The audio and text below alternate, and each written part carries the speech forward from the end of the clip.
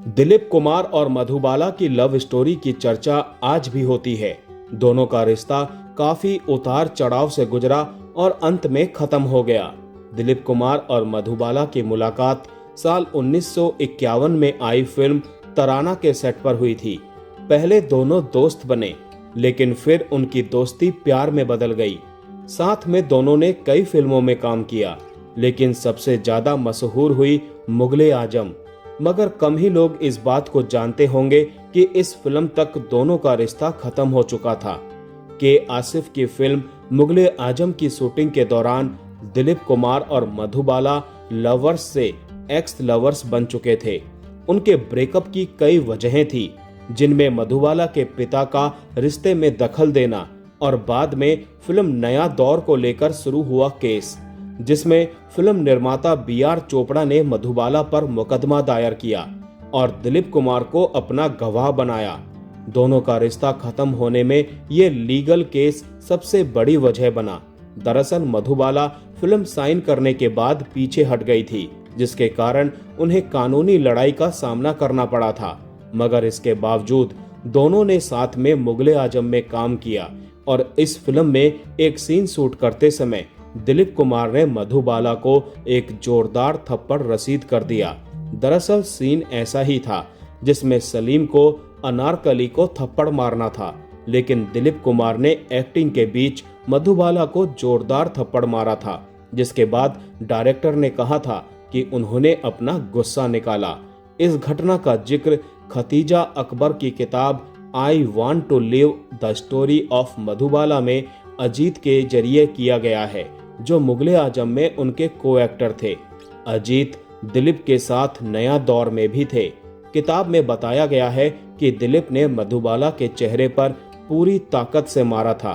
हालांकि शॉट को मंजूरी मिल गई थी, लेकिन सेट पर एक अजीब सी खामोशी छा गई, क्योंकि किसी को भी ये नहीं पता था कि ऐसा कुछ होने वाला है। अजीत ने बताया कि जब ऐसा हुआ तो मधुबाला हैरान रह गई थी और वो चुपचाप खड़ी थी। निर्देशक के आसिफ दौड़कर उनके पास आए और उनसे कहा कि ये थप्पड़ इस बात का सबूत है कि दिलीप अभी भी उनसे प्यार करते हैं, भले ही उनका ब्रेकअप हो चुका हो। उन्होंने कथित तौर पर कहा कि मैं आज बहुत खुश हूँ, क्योंकि ये स्पष्ट है कि वो अभी भी आपसे प्यार करते हैं। प्यार में पड़े आदमी के अलावा और कौन ऐसा कर सकता है? ये केवल ये साबित करता है कि वो आपसे प्यार करते थे और अब भी आपसे प्यार करते हैं, चाहे आप कुछ भी सोचें। हालांकि निर्देशक की इस बात से मधुबाला को कोई फर्क नहीं पड़ा, क्योंकि वो इस बात से हैरान थी कि जिस आदमी ने कभी उनसे प्यार किया था, उसने एक्टिंग के बहाने उन्हें सच में थप्पड़ मारा। अपनी किताब में दिलीप कुमार ने लिखा है कि मधुबाला के पिता अताउल्ला खान उनकी शादी को बिजनेस में बदलना चाहते थे। उन्होंने कहा था कि शादी के बाद दिलीप और मधुबाला दोनों ही उनकी प्रोडक्शन कंपनी के लिए काम करेंगे। दिलीप ने अपनी किताब में लिखा है कि मैंने उन दोनों को समझाया कि मेरे काम करने और प्रोजेक्ट चुनने का अपना अलग तरीका है और मैं कोई ढिलाई नहीं दिखाऊंगा, भले ही वो मेरा खुद का प्रोडक्शन हाउस ही क्यों ना हो। इससे उनके लिए स्थिति बदल गई होगी और उन्होंने मधु को सफलतापूर्वक ये समझा दिया कि मैं असभ्य और अहंकारी हो रहा हूँ।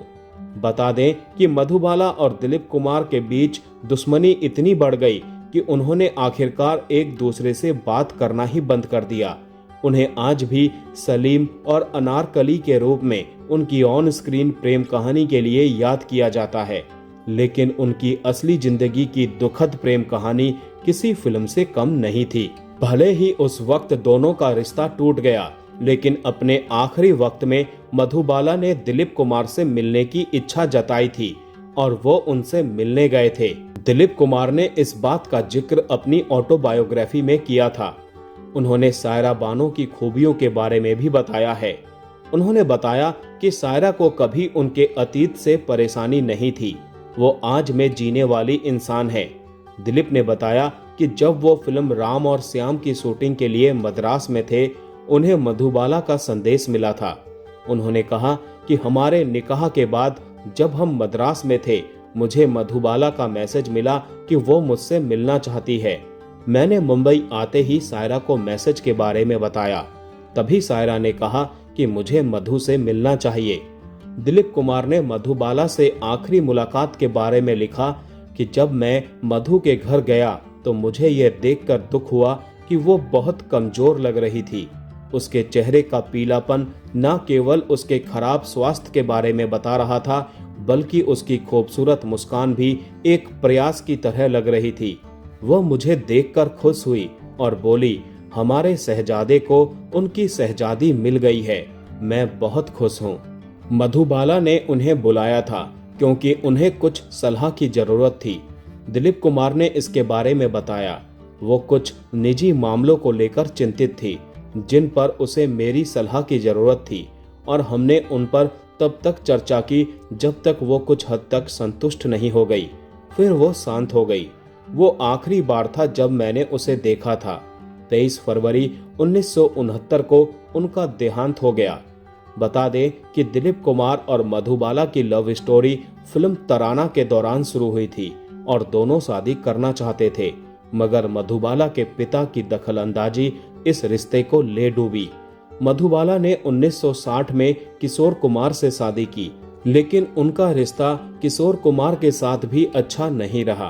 तो दोस्तों, आज का ये वीडियो यहीं समाप्त करते हैं। मिलते हैं नेक्स्ट वीडियो में। तब तक के लिए आप सभी को ta-ta bye bye, take care.